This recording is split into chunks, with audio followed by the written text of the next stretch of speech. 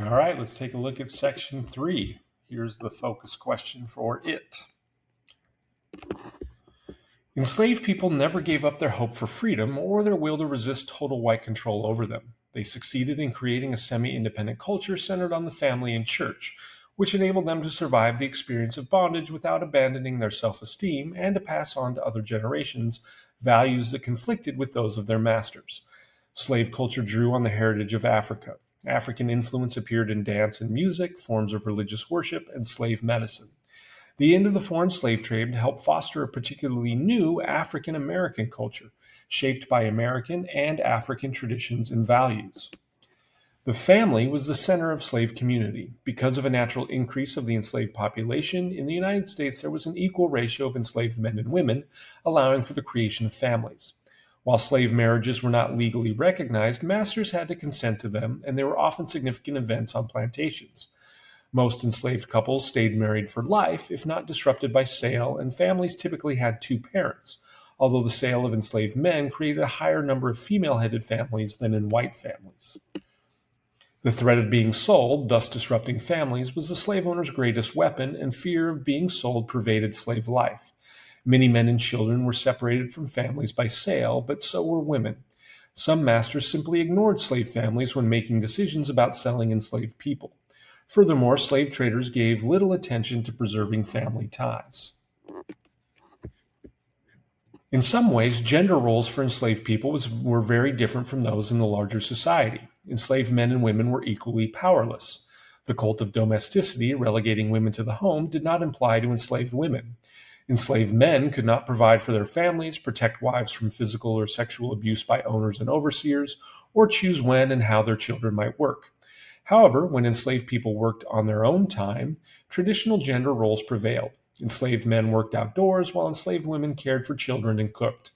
The slave family remained central to slave culture and allowed enslaved people to transmit their values and traditions and strategies for survival from generation to generation. A distinctive form of Christianity also helped enslaved people survive and resist bondage. Enslaved people participated in the religious fervor of the Second Great Awakening.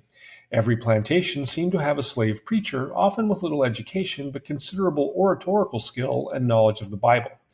Urban slaves often established their own churches, but masters used Christianity as another means of control and discipline. Some required their slaves to attend sermons reminding enslaved people that theft was immoral and that servants should obey their masters. Enslaved people transformed the Christianity they had embraced, turning it to their own purposes.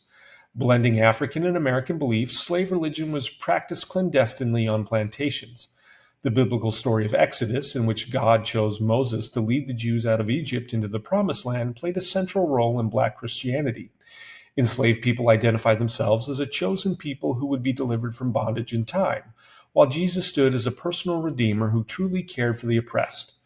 Other figures from the Bible that overcame oppression were important to slave religion, and the Christian message of brotherhood and equality of all people before the Creator irrefutably indicated, or indicted, I should say, slavery in the eyes of the enslaved.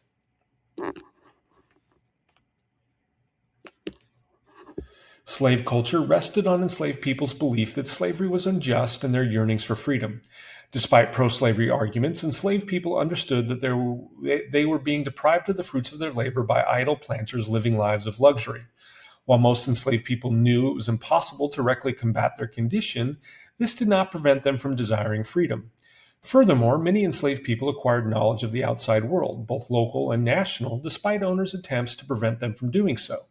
Enslaved people constantly talked and dreamed of liberty, and their actions during and after the Civil War flowed from their experience of slavery and their hope of escaping it.